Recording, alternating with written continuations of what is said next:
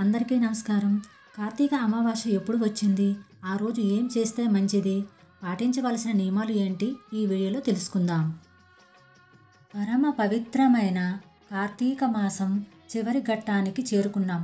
ఈ మాసమంతా నదీ స్నానాలు, పూజలు, వ్రతాలతో ఆధ్యాత్మికత వెల్లి విరిసింది.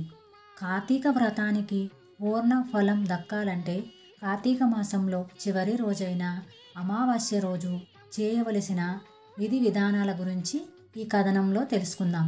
సాధారణంగా అమావాస్య రోజు చేసే కర్మలన్నీ పితృదేవతల ప్రీతి కోసమే ఉంటాయి. పవిత్రమైన కార్తీక మాసంలో చేసిన స్నాన దాన జపాలకు సంపూర్ణ ఫలం దక్కాలంటే కార్తీక అమావాస్య రోజు పితృదేవతలను ఆరాధించాలని శాస్త్రం చెబుతోంది. ఈ సందర్భంగా కార్తీక అమావాస్య ఎప్పుడు, ఆ రోజు ఎలాంటి విధి విధానాలు పాటించాలి?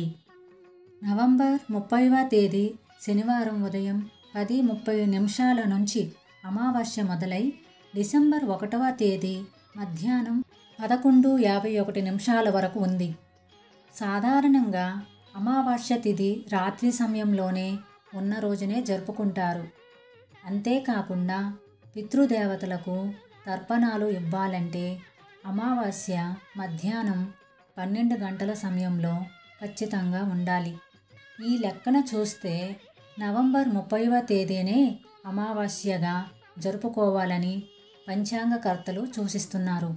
వ్యాస మహర్షి రచించిన స్కంద పురాణం ప్రకారం కార్తీక అమావాస్య రోజు ప్రవహించే నదిలో స్నానమాచరించాలి. సరిగ్గా మధ్యాహ్నం 12 గంటల సమయంలో పితృదేవతలకు జల తిల తర్పణాలు ఇవ్వాలి. సద్బ్రాహ్మణునికి భోజనం పెట్టి నూతన వస్త్రాలు, దక్షిణ తాంబూలాలు సమర్పించి నమస్కరించుకోవాలి.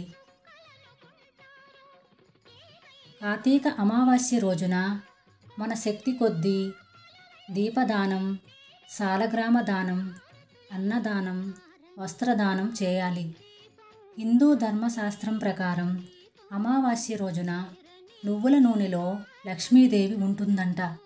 అందుకే సూర్య అస్తమయం తరువాత నువ్వుల నూనెతో గుమ్మం ముందు, దేవుని దగ్గర, తులసి కోట దగ్గర దీపం వెలిగించాలి. ఇలా చేయడం వల్ల లక్ష్మీదేవి అనుగ్రహం తప్పకుండా లభిస్తుందని శాస్త్రవచనం. అదేవిధంగా శ్రీ విష్ణుమూర్తికి తులసిమాలను సమర్పించాలి. బెల్లం, నువ్వులు నైవేద్యంగా సమర్పించి విష్ణు సహస్రనామ పారాయణం చేస్తే విష్ణుమూర్తి ఆశీస్సులు లభిస్తాయి.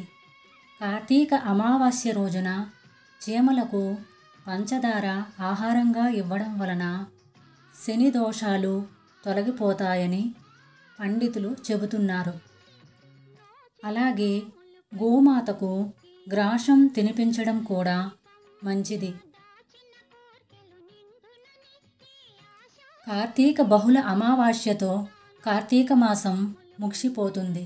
కాబట్టి ఈరోజు ఉపవాస దీక్షను చేపట్టడం వలన మాసమంతా ఉపవాసాన్ని ఆచరించిన ఫలితం కలుగుతుందని పండితులు అంటున్నారు.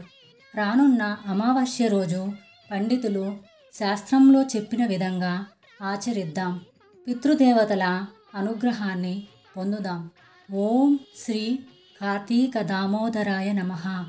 ఈ వీడియో మీకు నచ్చినట్లయితే please like, share and subscribe చేయగలరు. సర్వే జన సుఖినో భవంతు.